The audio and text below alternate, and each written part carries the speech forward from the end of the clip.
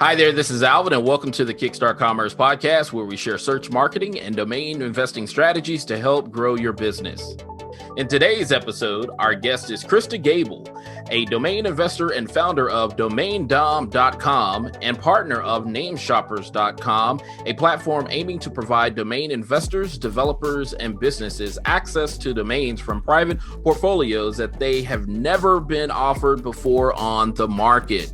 Today, Krista and I discuss her winding and wild path as a creative marketing professional, a club owner, a professional dominatrix, and now the domain dom of the domain industry. We also talk about her unique gifting to anticipate the future and how she's used it to gain an advantage since entering into the domain industry in May 2018. Then we discuss how Clubhouse is helping the domain industry and specifically Krista to evolve, innovate, and grow their personal and professional network, like Krista's partnering with Steven Sachs to launch Nameshoppers.com. And lastly, Krista not only unveils a few domain sales, but she also gets personal and shares how the domain industry has helped her to control and overcome social anxiety. So with that, Krista, welcome and thank you for making time to join us today. Thank you, Alvin, for having me on your podcast. This is super exciting. I'm happy to be here. Well, we're certainly glad to have you. It is a Friday evening, early evening, I guess almost mid-evening, if you will, that we are getting to record this. And so I'm just happy to have you on the show as a guest and getting to connect with you, getting to know you. You know, to kick things off, let's share with the listeners a bit about yourself, who you are, your personal, professional background. Well, my name is Krista Gable. I own the founder and I own Domain Domme LLC. And, you know, I'm a serial entrepreneur. I firmly believe businesses must, constantly innovate. So, having said that, I started my first business at 21 years old. And, over the course of my life, I've done so many things: sales, digital marketing, and, lead generation. And I also owned a nightclub. I've found that, I've had to reinvent myself multiple times. So, this kind of what brought me to the path of becoming a domain investor. And now that's all I do. And I absolutely love it. But as far as me, personally, professionally, I'm transparent. I'm authentic. I'm genuine. So, I'm happy to answer anything. I'm happy to be here. And I absolutely love being in the domain industry. So I guess like before, because you said that you've been in, how long have you been in the domain industry? A couple years or? Oh yeah, I started in, I believe it was April of 2018. I started, every business that I've ever had, I've always marketed myself. And even back in the early 2000s, I was in IT.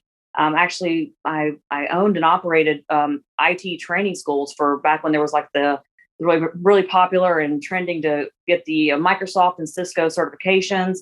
So I had domains back then. Back then it didn't dawn on me to I used the domains for my businesses and to market. I've been in marketing, forever. So, but it never dawned on me until 3 years ago that, wait a minute, this is the future. This is like, these assets are like, I can sell these. I can be creative. I can use my creative ability and my, intuitive nature and come up with cool names and, learn the art of domain.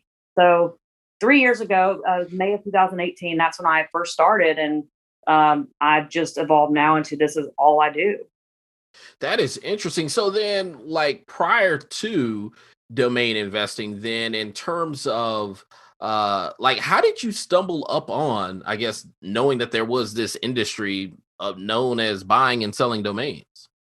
Well, I was I was a former pro dom, so I branded as Domain Dom because the word dom alludes to control, and being a dom is about control. That's what I was, and of course, online marketing was a big part of that. But guess what else is about control? Controlling your brand, controlling your traffic and your email. Through owning your best exact match domain, so you can, and I like to say as my tagline, dominate your industry. So it just made sense to me. I'm like, you know what? Now I want to dominate domains. So I branded as Domain Dom. And that's been, I mean, obviously people call me by my name, Krista, but as a brand, I'm Domain Domme. So I just, that's basically before, 3 years ago. Again, I've been through many career paths, and every career path I had, I did my own marketing, it was all on the internet for the most part. So it just kind of made sense, and that's where I'm at today. That's awesome. Now take us back though, because I could imagine that if we rewound the clock. Now you said you're like, hey, since you were 21, and I'm like, wait, I'm looking at a picture of you. I'm like, you don't look a day past 21. So I'm like, well, hold on here. Like, you've had all of these many different careers, right? Let's take it back. Like, if I were talking to Krista at age 6 and I said, okay, hey, Krista, what do you want to be when you grow up? Like, what would that answer have been? Well, my mom said when I was a little girl, I put my hands on my hips and I said, when I grow up, I'm going to be rich and I'm going to pay someone to cook and clean. And I'm going to be a businesswoman. I won't need to learn how to cook and clean. And that's exactly what I did. So yeah, I've always been very independent. I guess some could say, definitely independent. I've always been a dominant person, so I've always done my own thing. I always tell people, I don't think outside the box because the box doesn't exist in my world. There is no box. So I'm a free spirit. I have been my whole life. So to the point of, I appreciate you telling me I look young, but my daughter is 25. I'm actually 44 years old. What? Yeah. Get out of here. I'm 44. So when I started right out of, my daughter, I had her when I was 19. And so she's actually turning 25 next week. So I'm 44. That is awesome. So that's interesting. So now, did you have siblings, or was it just you? Yeah, I'm the oldest of 5 kids. Yep. Your poor brothers and sisters or siblings. 5 kids, and another fun fact: I also grew up as a preacher's daughter. No, well, hold on. Wait a minute. You grew up as a PK, a preacher's kid. Yep. And, okay, so you got to take me. How do you go from preacher's kid to professional dominatrix? Like, you got to tell me that one. Oh, well, again, the whole Dom thing is about control, is a power exchange. So being, a lot of times, say preacher's kids are, they all go wild. Well, there's a good way you can go wild.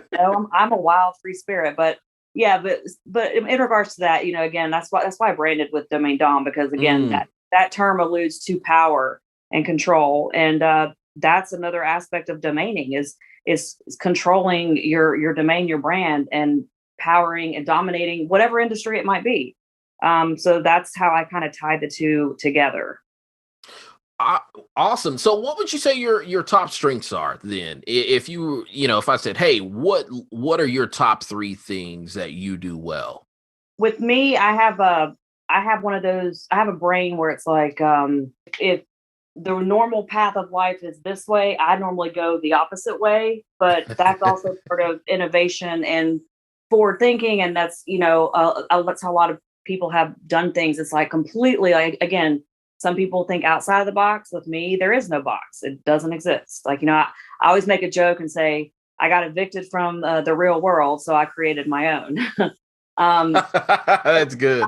Creativity. I am a very creative person. So my creativity allows me to come up with some, really cool domains, whether I'm buying stuff that I read about and research for the future, emerging trends, or I think of words that I'm like, what, that sounds like a company name. That sounds like a brand.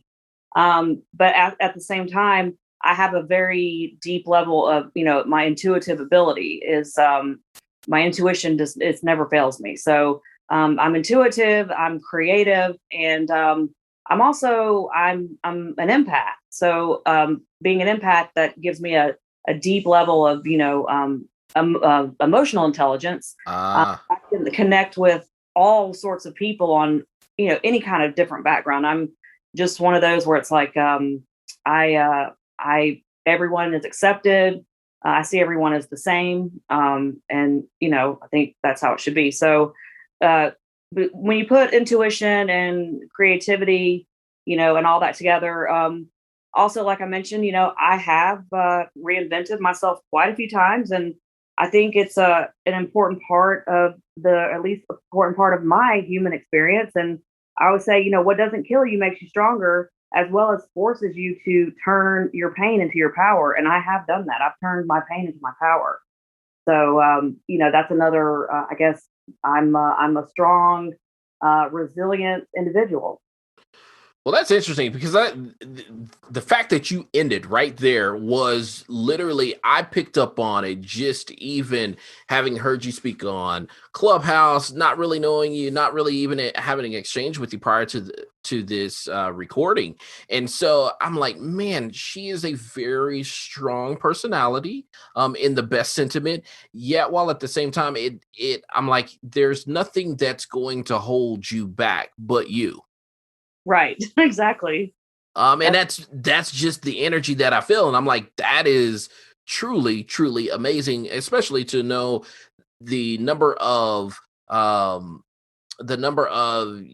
professional experiences and just your background that you've lived through. And to a certain extent, I'm like, man, to have ventured into sales, digital marketing, lead generation, all of these different avenues, like, you have to be strong, you have to be resilient if you're going to survive or thrive.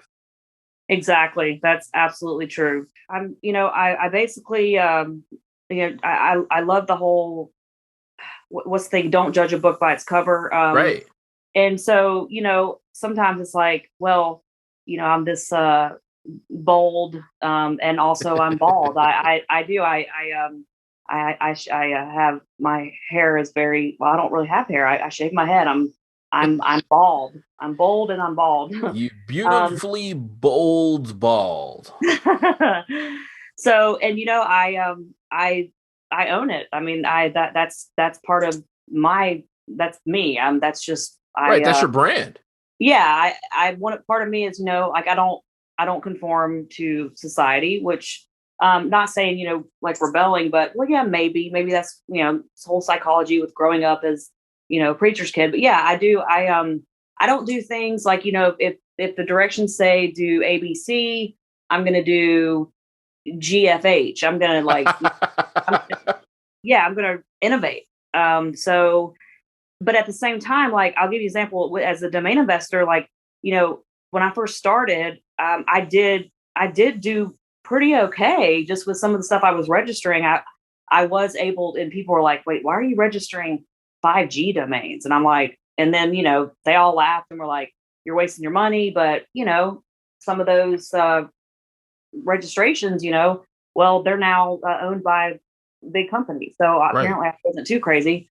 And so I just, I like to, there is part, speculating what's going to be, but I've learned I have a new way of thinking and domaining. And basically, being in my third year, like, yes, I have renewals right now that I'm like, why the hell did I register that? Like, and some are fun. I like to collect them, but, it's, let's see.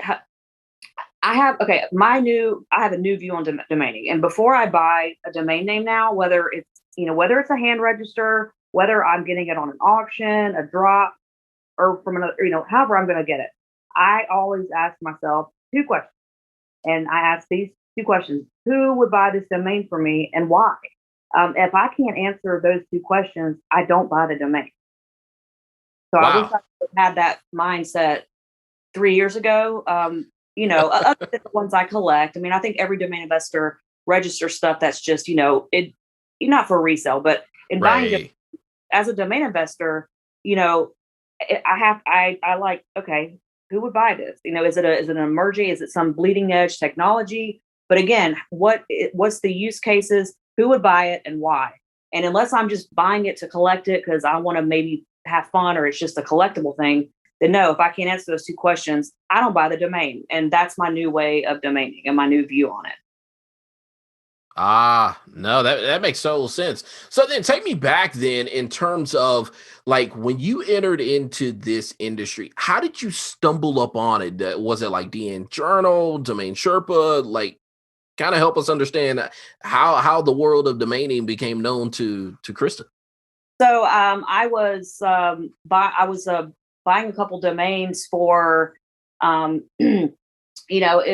it was at first, the adult industry. And I stumbled across just, I want to say one of the first people that I actually came across was Rick Schwartz, because he owned some of those, the best of the best Right. in all these, especially in the adult category. So I stumbled across him, and then next thing you know, I find myself on Name Pros, and Uh-oh.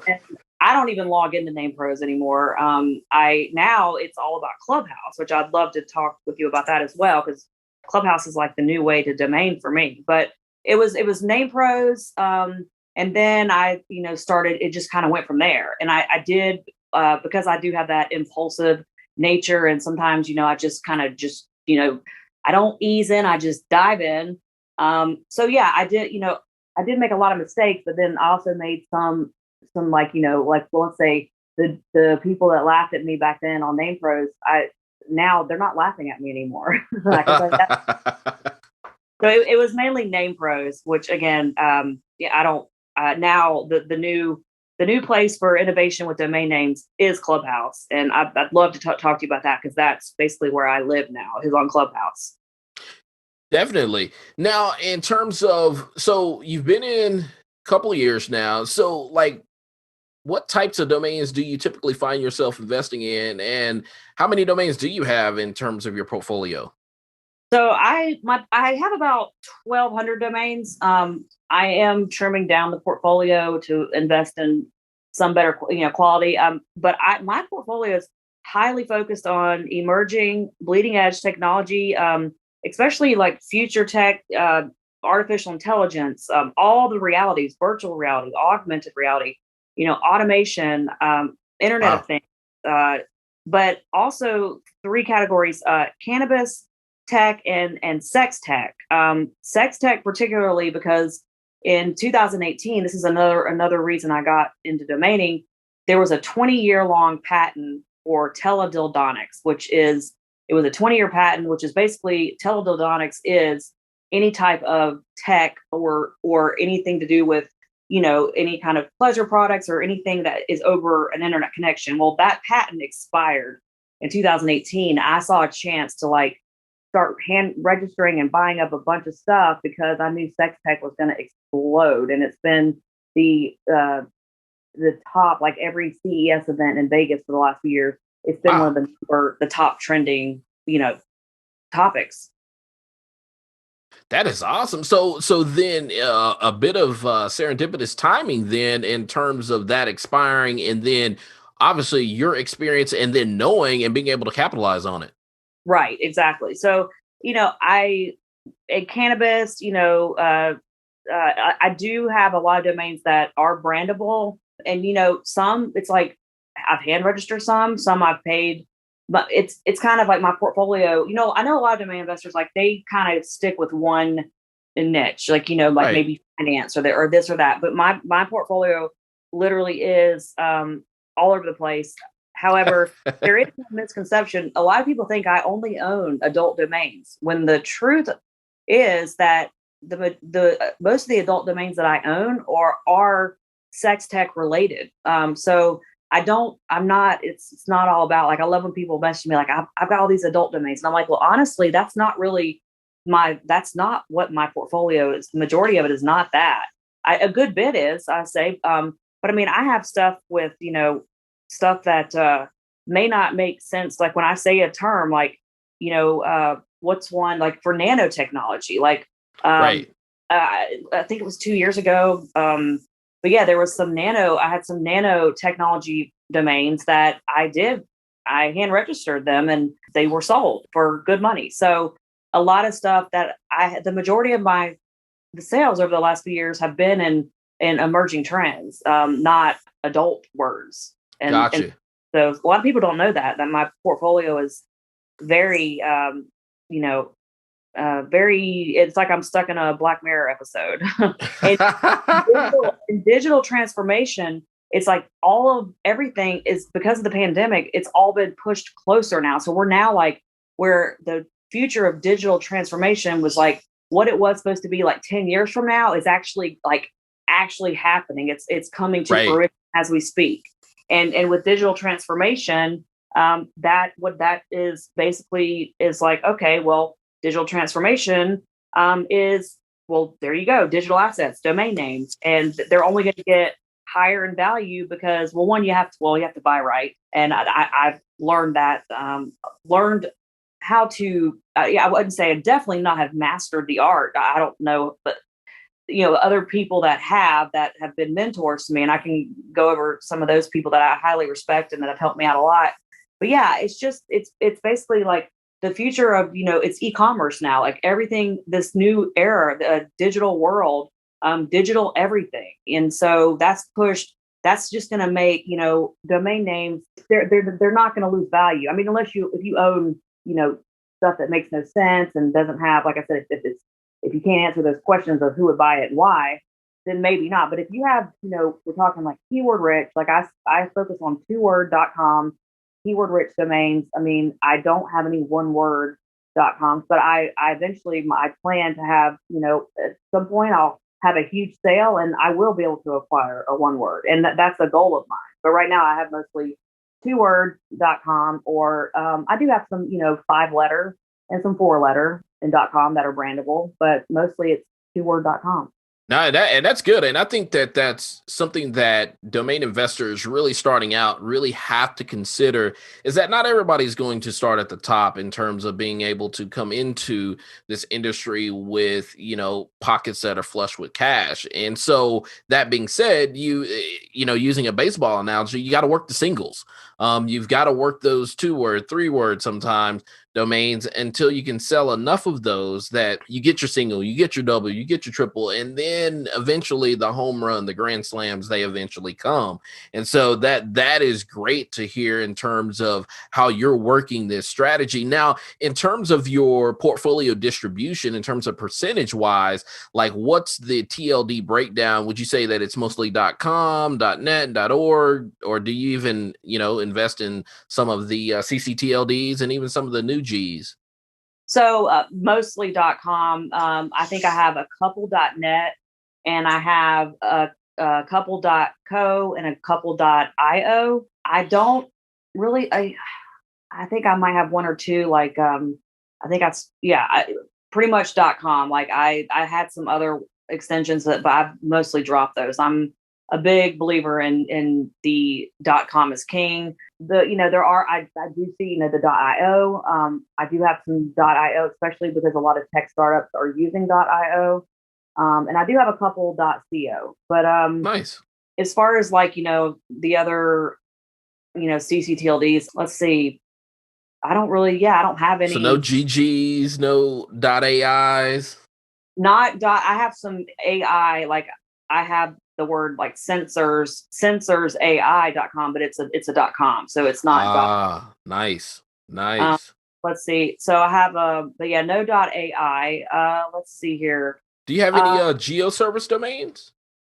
Let's see. I have like, domains like askatlanta.com. I mean, I lived in Atlanta. I owned a nightclub in Atlanta back in the 2006 in the underground. So I have some domains that have the word Atlanta in the domain. Is that where you're from? No, I'm actually from, I was born in Anchorage, Alaska, believe it or not.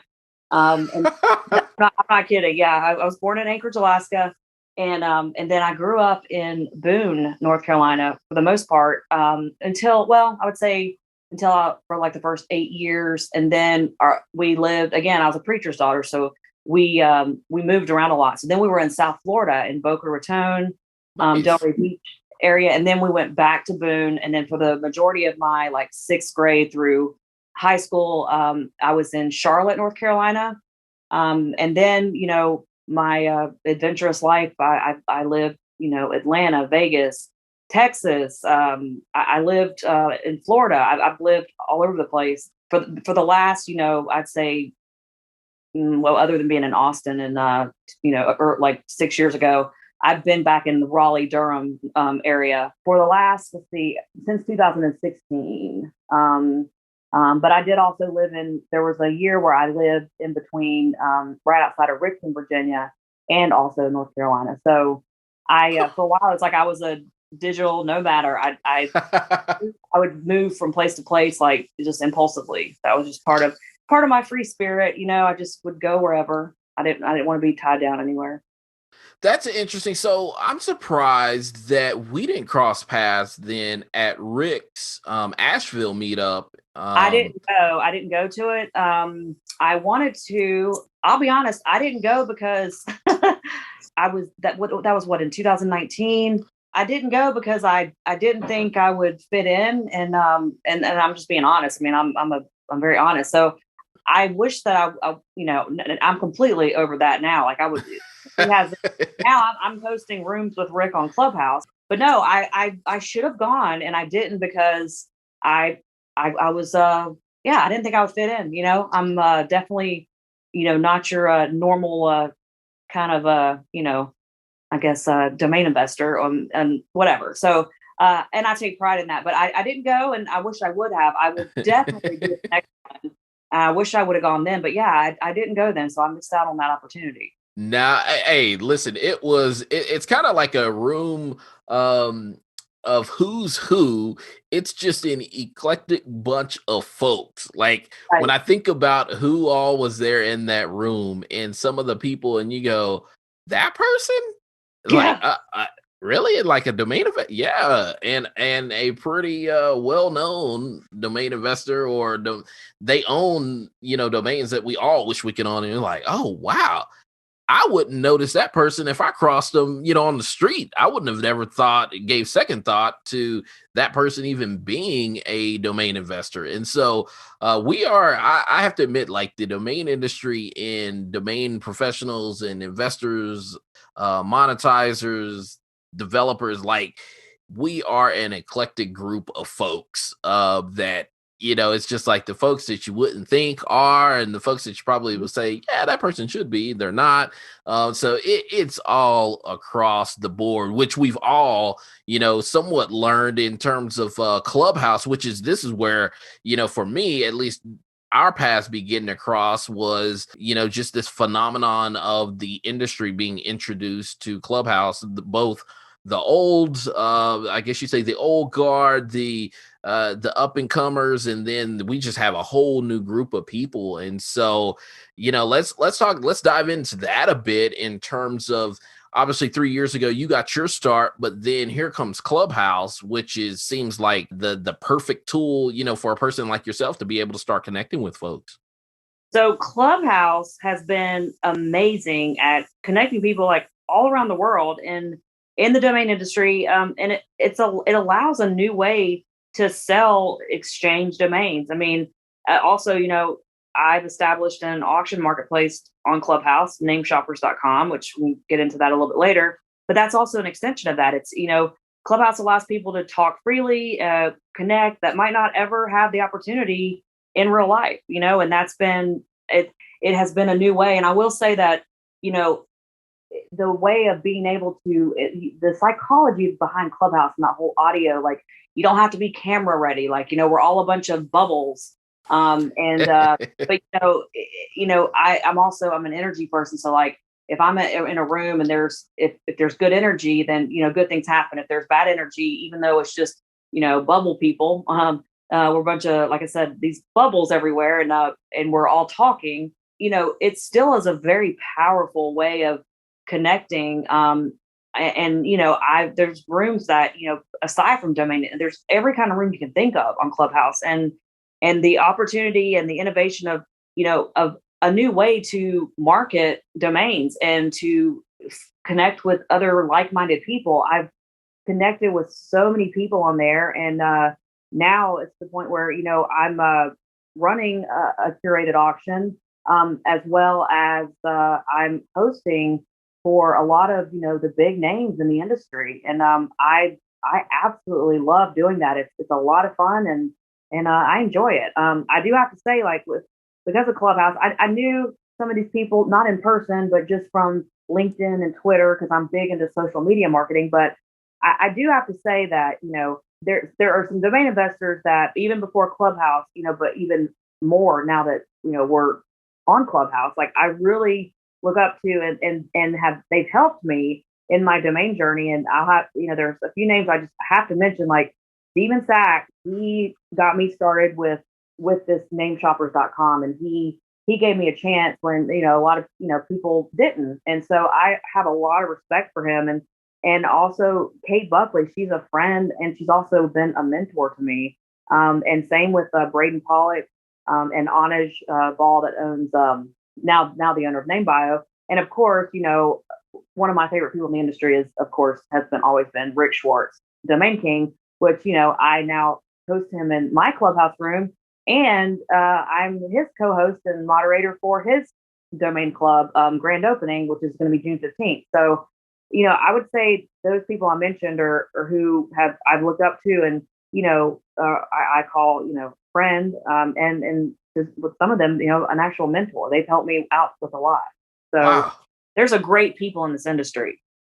That is amazing, because when I think about something like that, and for someone who hasn't necessarily been around the industry that long, I mean, obviously 3 years, that is some time, but, to be able to come in and then be able to hit a platform like Clubhouse, and be put into proximity of so many of the big names and being able to gain their guidance early and often, I mean, that's something that if there wasn't a Clubhouse, do you think that Krista would have nameshoppers.com?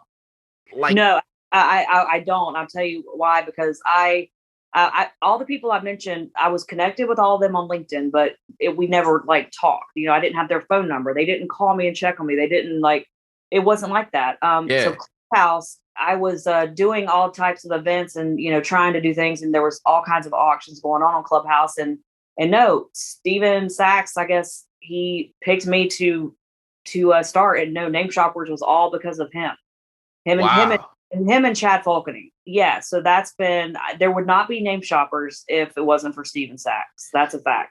And Steven and I actually crossed paths back in my first Names Con, which was somewhere back in I want to say either 2017 or 2018, one of the two, can't necessarily remember, just due to COVID and all of my times and everything running together. But nevertheless, Steven Sachs, I sat next to him. I did not know who he was, but I went to the water school dinner or banquet that night, and I was sitting at the table with Morgan Linton, knew Morgan, actually met Morgan, and then I met Braden that night, as well as some other couple of folks. But then Steven Sachs, I was sitting at a table and he came over, sat down, just started talking. I didn't know who the guy was until, a couple of weeks later. And I was like, oh, shoot. I was sitting next to Steven Sachs and did not know it. But just a very down to earth person, was willing to share and help and give ideas and all that good stuff. And so, I definitely can attest to his ability to be a very warm, personable, open person who's willing to give really anybody a shot at trying to establish themselves and gain, that level of success. And so, certainly a hat tip to him for, coming to sit at the table with me that night, amongst others that did. And then, hat tip to him as well in terms of, helping you set up nameshoppers.com. So that being said, what is nameshoppers.com? So nameshoppers.com is, it's a curated domain auction, and I'm going to be resuming in a few weeks. I'm taking probably most of June off from that because curating an auction is a lot of work, and I love it. I love doing it. But this month I had some other stuff going on too, and we are kind of revamping it to where it's going to be the whole thing with Name Shoppers offering curated list of quality domain names at reasonable reserves. And as shoppers, the goal is as shoppers adapt, we will gradually increase the quality of names. I mean, my goal was to have a mix of, domain investors and start to bring end users to the platform, which I'm still determined to do that. And when I'm determined to do something, nobody can stop me. So I'm going to do it. But I want to, it's kind of like, I want to attract domain investors like the one, they're already buying great names on NameJet, Dropcatch. So Clubhouse auctions, kind of like nameshoppers.com, it emulates a real live auction, and Clubhouse also allows connections often not possible in real life. So doing these live audio auctions, it's fun, but it's also bringing different people together. However, I want to keep it. I want to go back to, there's different types of auctions where, some people like no reserves, but I really want to focus on quality domains, reasonable reserves, and then gradually as the shoppers start adapting. And I do a lot of outside promo on LinkedIn, Twitter, Facebook, Instagram, like all social media marketing is like one of the things I'm a very strong skill set.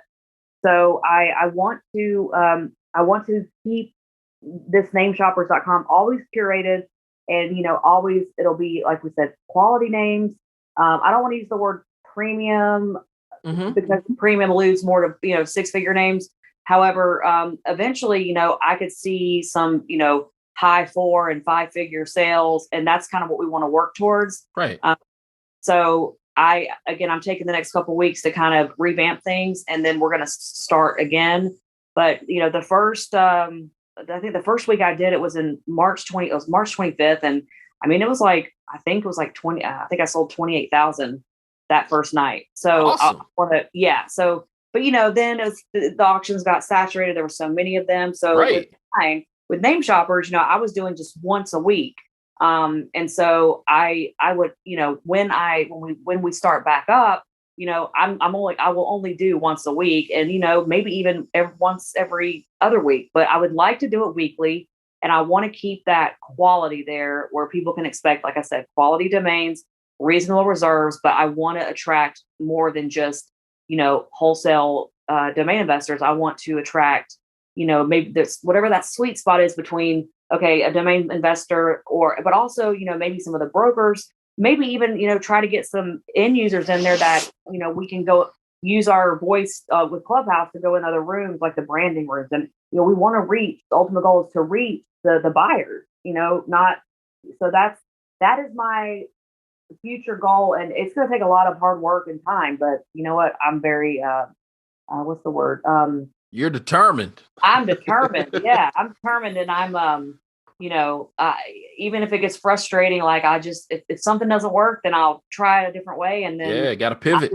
Yeah, exactly, and until it happens. So pivot your way to success. Exactly. Well, let me ask you this. So interesting name is, so obviously there's the name nameshoppers.com, which I think is phenomenal when in relation to some of the other domain auctions. Most of those domains, have like domain or domaining or some part of domain in it. Whereas yours is Name Shoppers, which to me definitely is kind of more a step above, if you will, in terms of really focusing on the branding aspect of it, that most people who aren't in the domain industry, that's what they're going to focus on. They're going to say name, they're going to say brand. It's not necessarily going to be about the domain name. And so I'm looking at the site right now, and I look at some of these names, and to me, I'm like, man, these are solid brands that, some of them have no reserves or low reserves, if that. And so, like, knowing what you said in terms of starting out, and I was on Clubhouse as well, and it seems like,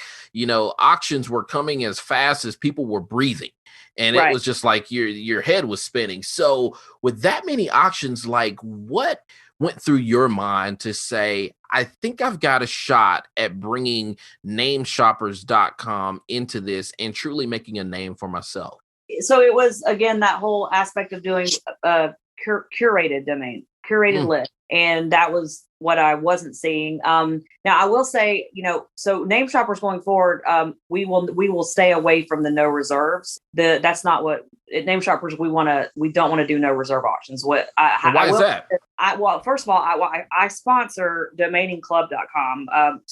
Carlos and Stephanie, I sponsor, again, it's domainingclub.com. So we do a lot of those on their auction, and they're still a really good name. So I sponsor them. But with Name Shoppers, the way I want to curate it is I want it to be, because there's already all these other auctions that are no reserve and this and that. I want to keep it curated on a level of, like I said, it's going to be reasonable reserves, quality names, but we want to separate from, there'll be different auctions. So like I said, for some of the no reserve auctions and stuff, I sponsor domainingclub.com, which I love. The people I've connected with and the people behind that, Stephanie and Carlos, are amazing people. So I love working with them. But for name shoppers, we're revamping it to where we want to go back to the original model of where there won't be any of the no reserves. It'll be reasonable reserve. But eventually I want to be able to, for nameshoppers.com, I want to have some domains that, maybe the reserves are 4 and 5 figures, but we'll have the buyers in the room for that, Right.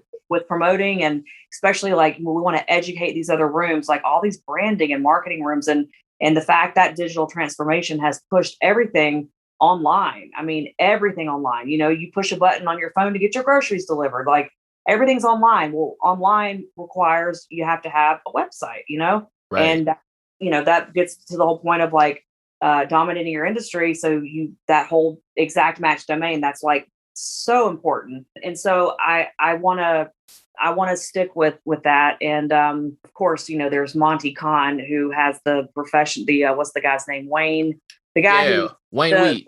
Oh yeah. So, that's, a whole nother level. But so, that's, I'm nowhere anywhere on Monty Khan's level, although he has been very supportive, and he's even attended some of the auctions and comes into the rooms and is very supportive, and has also another person who is actually will call me and say, hey, how are you? How's it going? Like, they're just very kind. So Name Shopper is kind of like that below, definitely. I want those buyers that, they buy 4 and 5 figures on like NameJet or Dropkicks. Like that's Right. what I want to attract. So the whole keyword is curated, it's a curated auction. And again, it's, we're talking reasonable reserve. So, but quality names that's, Right. and then I kind of build from there. If you've been on Clubhouse, for listeners that have been on Clubhouse, and for those that haven't been on Clubhouse, in short, we came along at this serendipitous moment of folks just trying things. And so here it is, auctions begin, and it was very much the good, the bad, the ugly. And I think likely is the case, and you can probably attest to this, that even with name shoppers, you've learned from the others their success, as well as you probably learned from their failures and what you can capitalize on. And so, to a little bit, I know that you could probably speak to that. Now, one of the things though that's at the top of my mind, I'm like, where in the world did nameshoppers.com come from? That's just, to me, that's a phenomenal brand for what you're doing on Clubhouse. So like, who owned that, and how did that come to light? Steven Sachs owns that domain, and he also has, so it's Name Shoppers and also Domain Name Shopper. So again, this is why I say he's one of the most gracious. He's like the Good Samaritan, but he's a genius, and he's also just such an amazing person. And I haven't met him. I feel like he's family, but I've never even met him in person. So that was all Steven Sachs. Wow. Yeah. That was all Steven Sachs. Now, I know it's been just a short time in terms of running name shoppers, but so like for myself, for instance, I have a daily list that I put out on Kickstart Commerce over the last, I think I started putting that list out in 2016, midsummer. That being said, though, one of the things that I've noticed by doing my own daily list is iron sharpens iron. So because I was doing it, because I was looking at so many names, my own portfolio, has drastically changed, and I've leveled up as a domain investor. Like, have you had that same experience, even though it's been a shorter amount of time for name shoppers? Have you noticed a bit of your tendencies and habits and buying and selling? Have they changed any? I have definitely, like in the last few months, the domains that I am buying are, I'm buying on some of the auctions. I'm actually calling, and sometimes I get outbid, but I've actually bought some names on Name Shoppers and from other auctions as well. But I do, again, my new view on domaining, like I said, is if I can answer the 2 questions of who would buy this domain and why, then I buy it. So sometimes someone on Clubhouse is like, oh, that they want to liquidate their domain for like 25, $50. Oh, But I wow. instantly see value and like, well, wait, I know what I would use that for. I mean, that's great for haptic technology. And they're like, what's that? And I'm like, see, so to them, it didn't make sense. But to me, I'm like, whoa, that's perfect for haptics. And that's one of the areas where I started getting those domains 3 years ago. And so, things like that. So sometimes, someone might have a domain and to them, it's like they don't want to renew it, or Right. they'll sell it for really cheap. And it's got like a value of over, it's a valuable domain. Like I picked up, what was one I recently picked up? Biotransit.com for I think $50. No, I take that back. I paid $225 for that. But that domain is biotransit.com. I mean, we're talking biotech. That's, deals like that. It's like I easily could answer my 2 questions and could justify spending, $225 on that domain. That's amazing. So like for me, one of the things you took me back to an earlier moment in the segment here, and it was about how you invest in names out over the horizon. You tend to be out over the edge, whereas many people are kind of like, hey, if I can't sell it within the next, 10 to 12 months, I really don't want to deal with it. But for some of your names, I imagine that you probably have to renew them multiple years until your proverbial ship comes sailing in that you can sell them. Is that necessarily the case or not so much? Absolutely.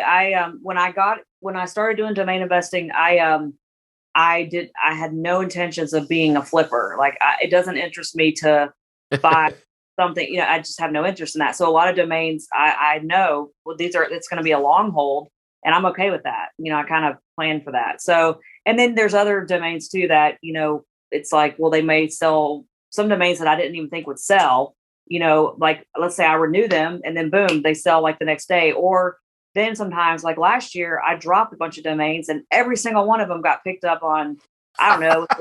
I mean, like literally every single one of them. And I'm like, well, okay. So, I mean, so, it's sometimes it's a hard decision. Like, what do I keep? What do I drop? What do I liquidate? I mean, I'd rather, give away domains than see my own domain in an auction. But because, it's like, wait, why is that an auction? Like I never got an offer on it. So, but yes, I do tend to stick with, some of my domains are, they don't make sense to other people, but, but they're good domains. I mean, I'll give you an example. 3 years ago, I hand registered cyberagriculture.com.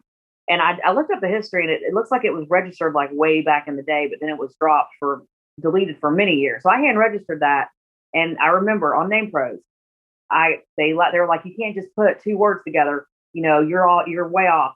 And I had and now if you look up what cyber agriculture is actually a thing, it's its own thing. I mean, it's huge. And that domain will sell one day for, I don't know, I think at least 25 grand, maybe more. And so again, but 3 years ago, it really wasn't a thing, but now it's a thing.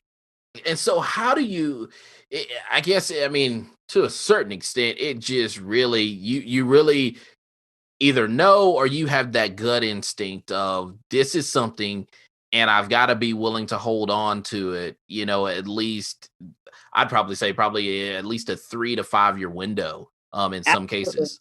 Yeah, absolutely. I mean, I think my best domain is digitalchain.com, which like I say is the future of everything, digital everything, but Wow. digitalchain.com. I will one day, and I'll manifest my own reality by saying this, but that's an end user domain. And if it takes 5-10 years for the right end user for me to sell that to, then I will patiently wait. Wow. Now, do you, I guess, renew on an annual basis? Like for some of my domains, I know I'm going and I don't mind doing it for, a small segment of, and I have 2,500 names. And when I say small segment is definitely, it probably doesn't even register as a percent, if half a percent on some of these names. I'm willing to say, okay, yeah, I'm willing to put down $100 to invest in it for a 10-year period, or in some cases, a 5-year period or 3-year period. Now, are you renewing on an annual basis, or are you doing more of the long-term approach of, yes, when I register this name, I typically register for 3 years right off the bat? Well, I will. And also this year, as you know, in September, the price is going up across the board. Right. So I will, on certain domains, I definitely do 2, 3. I think sometimes I have a few I've done 3 to 5 years at a time. But I'm not gonna. There's some domains that's like, yeah, I don't know if I'm gonna, I think I might sell them within a year, or maybe I will, depending on what I paid. So all of the domains, no, I don't do 5 years at a time. On certain select ones, I will register years at a time, because again, I don't want to give the impression that I'm in a rush to sell these domains, because I'm not. So, on certain ones, yeah, if it's a super premium, then yeah, I'm going to renew it years at a time. And especially, come August, before September, anything that I look through my portfolio, and whatever is going to expire between now and, December, I'm absolutely going to renew those for 1 to 2 years, just because of the price increase. But, not the whole portfolio, but I will renew a good bit that I know I'm going to keep. I'll at least renew them for a year, but maybe 2. Just because of the price increase. Now, what's been your biggest sell to date? Let's see. So I've had numerous sales, in mid for, I haven't had a huge sale yet. I have turned down an offer of $50,000 on digitalchain.com. No, that was a no-brainer to me. And call me crazy or whatever, but I guarantee in a few years, I'll be very thankful I turned it down. So I've sold, like I said, there's been several 5G related, nano related domains that I have sold over the years that were, in the not 5 figures, but mid figures. So you bought what, 3, probably that $2,500 to $5,000 range? Or? Yeah, exactly. Mm-hmm. Nice. Yeah. Well, and with the names that you're investing in, I mean, those are pretty, lucrative returns there, because likely is the case, you're hand registering many of these things that haven't come into fruition yet, but yet when they do, then, it certainly, you look at those sales and they go from $8 or $16, let's say, or let's even say if it was just a 3-year period of renewals, $24 to $28 investment, but you crank out something like a $3,500, $5,000 sell. I mean, that's something to not dismiss lightly. Yeah, exactly. And again, some of the domains, I'm like, you know what, like this would be a long hold. So, something like when you get offers, like people send offers, like I'll offer you 200 or 300. I mean, there's always, of course, you can counter offer, but even if it's, some domain investors would be like, oh, I'll gladly take $200 or $300 for my $8 or $16 investment. But I don't really think that way. There's some that I wouldn't, and I'm not saying I'm emotionally attached to them, or maybe I am, I don't know. But on some domains, I know the long value. I know it's the time, it's too soon. And I would sell myself short. And so again, I said, I'm patient, I'm resilient. So the ones that I know, if my intuition tells me that's definitely, it's not an end user. Like, I'm like, no, this domain is an end user domain. I'm not going to sell it except to an end user. So I stay very stubborn when it comes to that. If I have a feeling about something, I stick to my intuition. She's like, I'm sticking to my guns. Yes, absolutely. So that's interesting. Now, one of the things that kind of struck me here was that obviously you mentioned you had a daughter. Now, have you gotten her interested into domain names, or is she on her own path? So she actually she has a degree, her college degree in hospitality tourism. So she's worked in, doing weddings. And at one point I got her a domain, and she was trying to, running like her business, doing wedding planning. But now she's now in like a Charleston, South Carolina by the beach. So she is working with elderly people at I want to say it's like one of those long-term care centers, and she's amazing at it. So she's her and I we're very different, but we're like best friend sisters. So she's very, she's very different. She's definitely my child, but she's, got a different outlook on a lot of things. So, but I wouldn't trade her for the world. She's awesome. That is awesome. That is awesome. It always makes me wonder when, especially domain investors and just professionals in general, they say, hey, they have kids, and so like Mhm. for me, obviously, my kids are pretty young. They're 8, 6, and 4, and so it's not that they really. I mean, to them, it's kind of like, hey, where's PBS at? Where's YouTube for kids?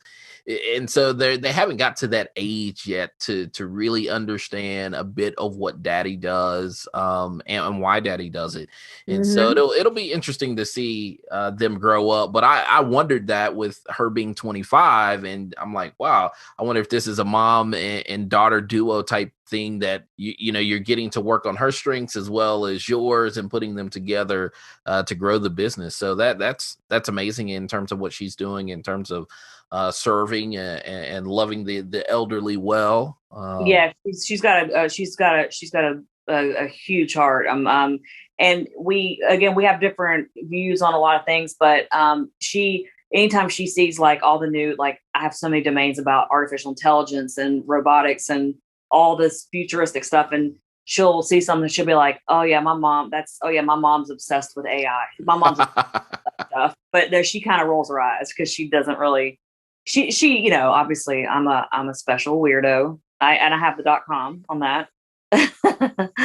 So but yeah, so a lot of people look at some of the domains, it's like, well, that's just weird, but I think weird is, I like the I'm Listen, it's weird. It's weird until it sells. right, yeah, but no, I've monetized being weird, so it's all good. There you go. There you go. Speaking of monetization, so like, how do you, I guess, come about in terms of realizing some of your sales? Do you use landers of any sort? Do you use outbound, or is most of it inbound, or are you using FD Like, kind of walk us through what your strategy is in terms of how you realize sales. Everything so far has been inbound. However, I'm very creative when it comes to like social media marketing. So I use LinkedIn and Twitter, and especially like with all the use the right hashtags to attract certain types of companies. So using I build on some of my domains like Digital Chain. I build my own customized lander from scratch, and I actually I have like a matching Facebook business page, Twitter, and LinkedIn, and so I make it into a whole page with an RSS feed, make it to where it's like, still has a call to action, but it's more or less like, it doesn't go through after Nick or Dan. Now, my other inbound sales have been through Dan, after Nick. I've had some that, they contact me directly and we used escrow. On Clubhouse, I've sold a lot on, using, I would say, I guess, even just like the business PayPal to the company. So, but yeah, it's all been inbound. But I tell you what, if I with some of the domains I have, once I start to outbound, which will take a lot of work. But yeah, I definitely will increase sales. But on some domains, like you don't outbound. At least on some of my domains, like I'm not going to outbound all of them. But there's some that I'm like, yeah, there's new innovative ways to use LinkedIn and Clubhouse and other things to you can use articles, and you can use like I taught myself basic graphic design, so I've made a lot of my own like logos and graphics Nice. that kind of give. I like the whole visual appeal of if a potential end user types in my domain and they land on a page and it has a like well, you can price upon request, or you can make an offer, or you can even buy it now, but at the same time they have like some kind of picture and description like, oh, okay, well, this could be used for this, or I sometimes I get really technical in writing like pretty long descriptions that I can use, and then in turn make it a turnkey thing with marketing on LinkedIn and Twitter, Facebook, Instagram, Clubhouse, everywhere. And so that's kind of how so far all of it's been inbound. So you're really building out a network in which to really drive your own traffic back to you. Right, exactly. That is interesting. And so then have you ever tried any like outbounding, emailing, or phone calls, or any of that stuff? Not yet, but I plan to. Yeah, so far I have not, but that's one of my things. And now that I've been auctioning other people's domains, I now have people approaching me about brokering. So that would be my next possible plan, would to start actually, if I can, when I auction people's domains, I get real descriptive. Like I write, when I curate an auction, I go an extra step and I actually write descriptions for other than like the domain data of like, okay, this domain was registered in however many extensions. It's, I think about like, well, what, again, the whole like use case. So I put like a really cool description together for each domain. So it's not just about like, okay, this is domain data, the data of the domains. It's also, well, let's describe, let's tell a story. Like, and then sometimes in doing that, somebody will bid because they're like, oh, I didn't think of it like that. So yeah, I love that whole, again, that's my creativity and my intuition working together. That is phenomenal. And I think that, so many domain investors, I think that going the extra mile or two is what it really takes to move domains. It's one thing to buy it, sit, and it's another thing to buy it, post it. And it's a whole different story when you actually buy and create a story or an experience around a domain that causes people to connect with those domains. And that's something that I can certainly get the feeling that's what you bring to the table. And that's one of the biggest perks of Clubhouse as well, is being able, using that whole, it's like emulating an actual, like an auction, the standard auctions, but using just the audio feature and being able to tell a story. And then you also tie that in with the promotions on LinkedIn and Twitter and making it like a turnkey, like, a domain story, and hopefully it can, people that, instead of like, I've sold domains on Clubhouse where I got descriptive, and then the person that bid, they're like, you know what? I didn't even think about it being used for that. But when you said that, that's what made them want to bid. So I like to get really creative, and it's, it's turned into it turns into sales. Definitely. Now, let me ask you this then. So, like, with your experience thus far, you got Name Shoppers going. Like, what is on the horizon? Like, where do you see yourself going in all of this? Well, I do want to grow Name Shoppers to be, that whole curated list of domains where it's whether it's weekly or biweekly, to where it's, I want to grow that. I want to build that and get more and more buyers and in a whole variety of different types of people that want to, turning into a bidding wars. That would be a lot of fun, especially using Clubhouse.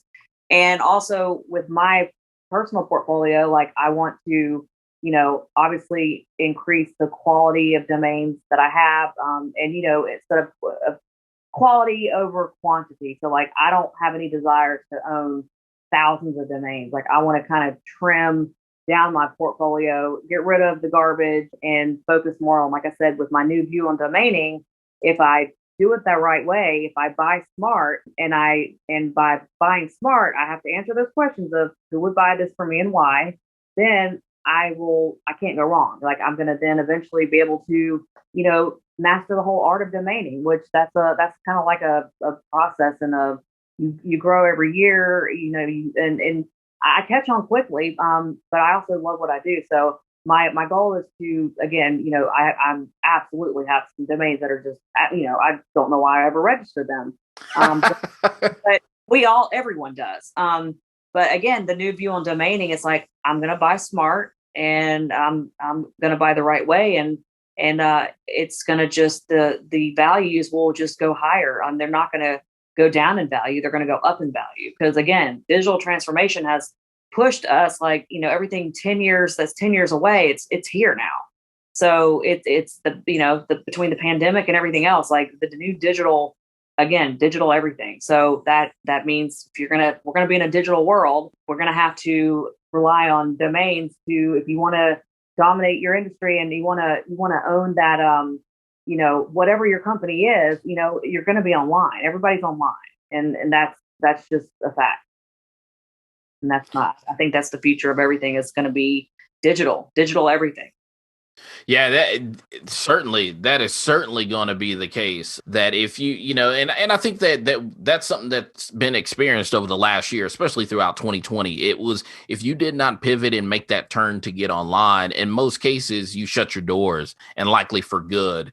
Whereas if you did pivot, then you gave yourself at least a fighting chance to hopefully turn the corner and to go on to do bigger and better things from a digital standpoint, until the offline business, if you will, comes back to being, if it ever comes back. But like you said, I mean, I think what you have, you got something that's going good here for you, especially partnering there with Steven Sachs and Name Shoppers, and kind of retooling here to bring it back. And then, just stepping into really, I guess it's that moderator Dom, if you will, for Clubhouse. Right. So because you're getting around in terms of rooms, in terms of being a moderator, and it's likely, like I said, it's definitely building out your network. I would imagine that there are probably folks that you've been able to sell to or will be able to sell to. So that being said, though, one thing comes to mind, like if somebody wants to get involved in Name Shoppers, whether that be, hey, I want to submit my names, or hey, I want to get involved in terms of buying some of these names,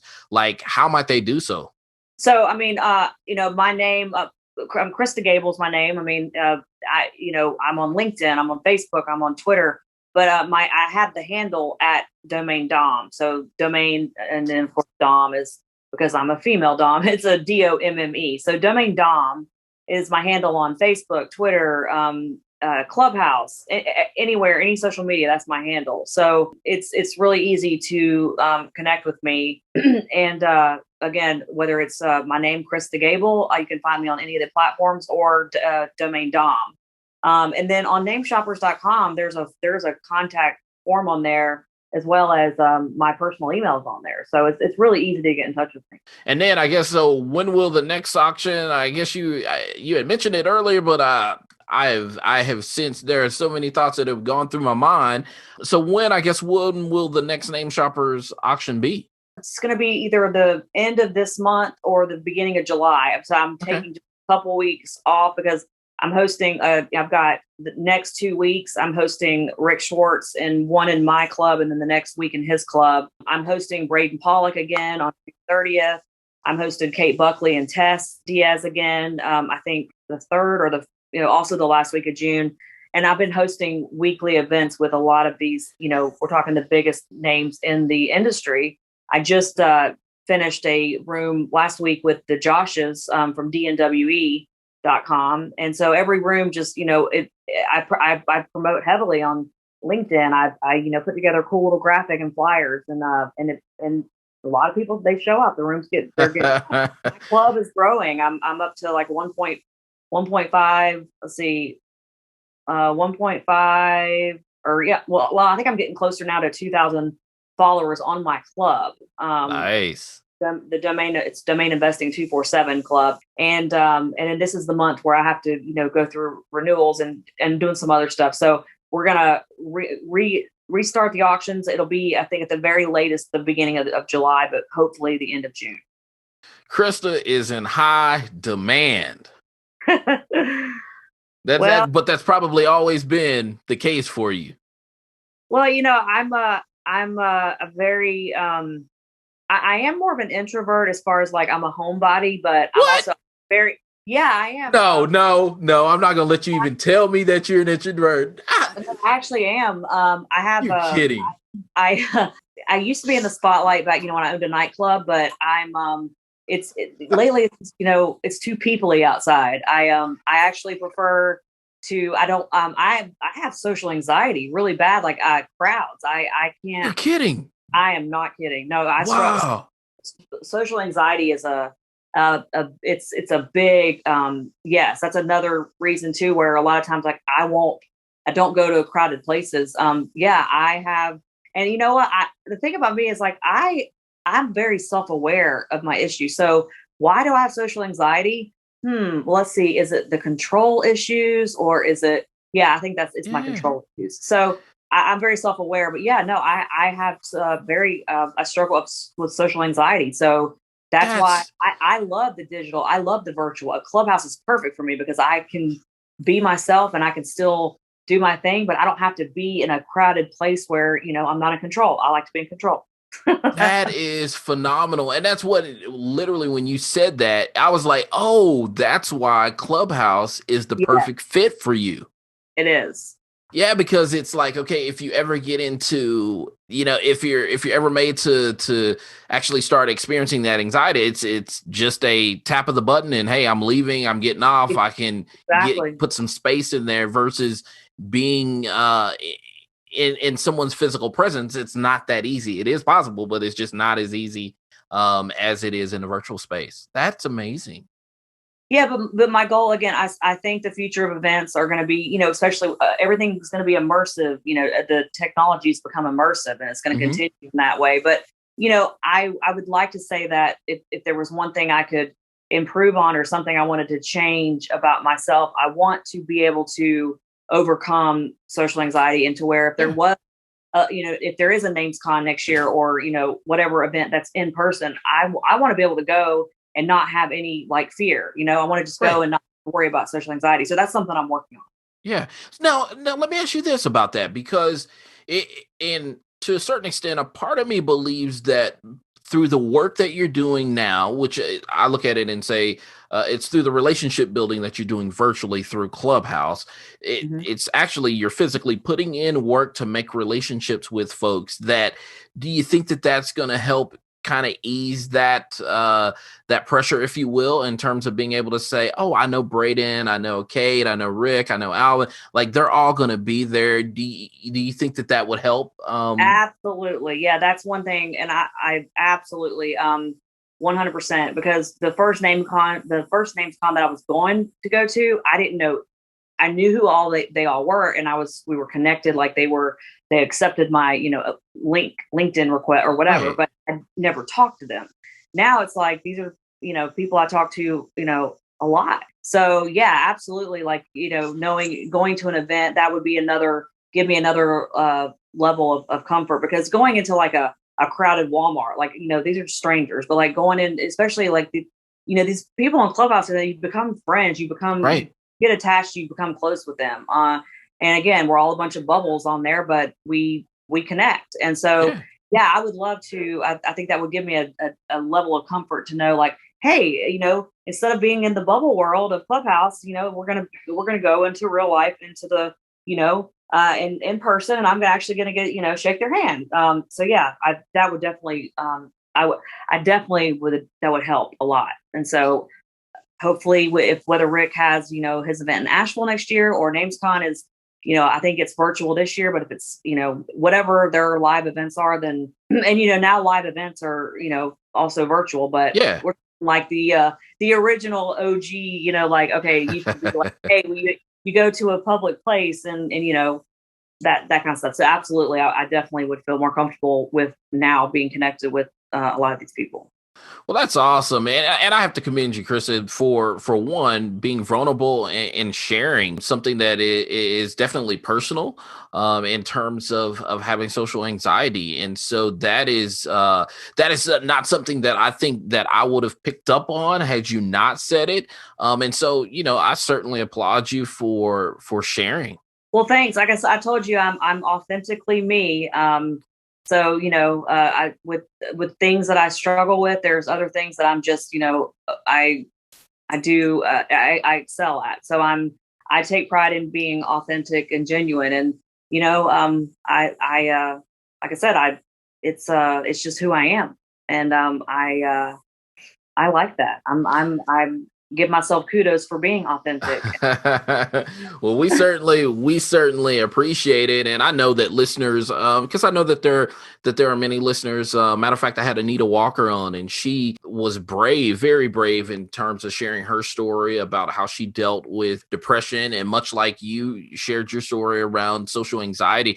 I know that there are a number of listeners that are out there that, hey, we all have issues of some sort, and so to be able to bravely step into those, own those, address those, work at those. That's one thing that I can say about the domain community is that everybody is willing, able to walk this out with you, to walk along with you, and to provide you support. And so that's something that I know I can at least sense from everything I'm hearing from you. That's something that you've experienced, and I know that that's something that I've witnessed time and time again. Yeah, absolutely. And, a lot of people that are, if they struggle with any of that, anxiety, depression, it's very stigmatized, and a lot of people they're like ashamed to say they have it. But I'm just telling you, that's why I said, I've had to reinvent myself several times. And part of reinventing myself was, it forced me to face my fears. And like I said, I've turned my pain into my power. And that's exactly what I did. That is awesome. And because of that, it's like, I can just tell you, you are free. You are free. I am. That is awesome. Well, I guess last but not least then, in terms of what would your advice be, to someone, especially females that are thinking about dipping their toe into domain investing? Where do you recommend they start based on your experience? So I think, connecting with the right kind of people, and Clubhouse has brought a lot of new investors to the forefront. And I'm seeing a lot of women coming in. And so my thing is if you want to do this, follow the right people, learn, do research, don't just jump in and think you know everything. Because obviously I even did that. And so I surround yourself with people who are, bring good energy and good insight. And, especially like I told you, Kate Buckley is not only a friend, but she's a mentor. And she is, an icon in the industry, and, a female. So, people like Kate, people like Braden, surround yourself with the best people and learn, and, and be humble. And again, it's like you're learning from people who have done it, and go with your gut, go with your intuition. If your intuition tells you, if some people will try to, knock you down or tell you you're not going to do well at this, or you're never going to sell that domain, prove them wrong. Prove them wrong. If you know in your gut, your intuition tells you no, this is something, then stick with that. Don't let others, bully you. Yeah. Don't be a bully. And just, if you want to do something, just do it. And so, with that, Krista, we're out of time. But thank you again for joining us today and sharing your entrepreneurial journey and domain investing journey. Well, thanks, Alvin. It's been a lot of fun, and I hope I get to meet you at one of the, whether it's virtual or in person. Either way, I'll look forward to meeting you. Hey, likewise. And so thank you, listeners, for tuning in to Kickstart Commerce, where we share search marketing and domain name strategies to help grow your business. Please subscribe to this podcast via iTunes, Google Play, Stitcher, Spotify, or Podbean. Last but not least, please visit kickstartcommerce.com to subscribe to the newsletter sharing tips and tricks about the disciplines of digital strategy. Thanks, and that's all for now.